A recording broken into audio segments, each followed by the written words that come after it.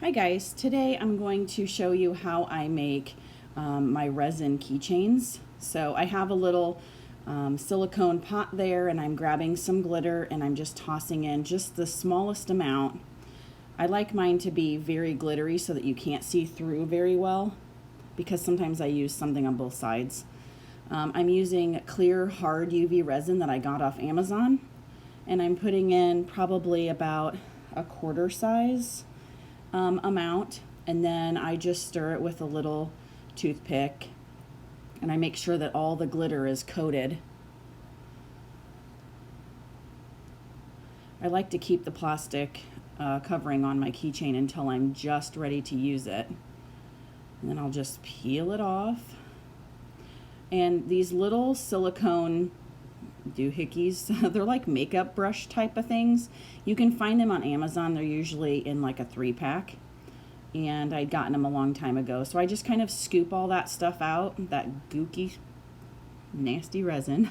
I like using UV resin because you can cure it really fast and I can get a keychain totally done versus trying to do them all individually and letting them dry overnight. I have a cat and a dog, so it's kind of hard to keep all the hair and stuff out.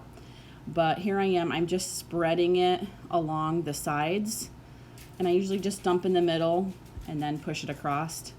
You're probably hearing my dog come downstairs. I just push it across and I try to get just on the very edge.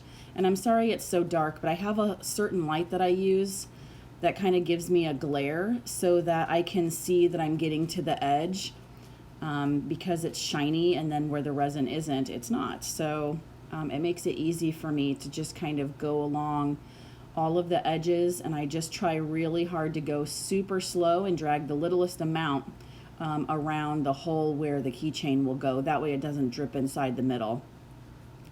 On these, I put vinyl on both sides, and then I will reseal them with a clear coat, and I just basically do the same thing I am here with the clear coat. So after I get it all done, then I kind of see where, if I'm missing anything, and then I'll grab a lighter. I'll go over the whole thing to pop all the bubbles.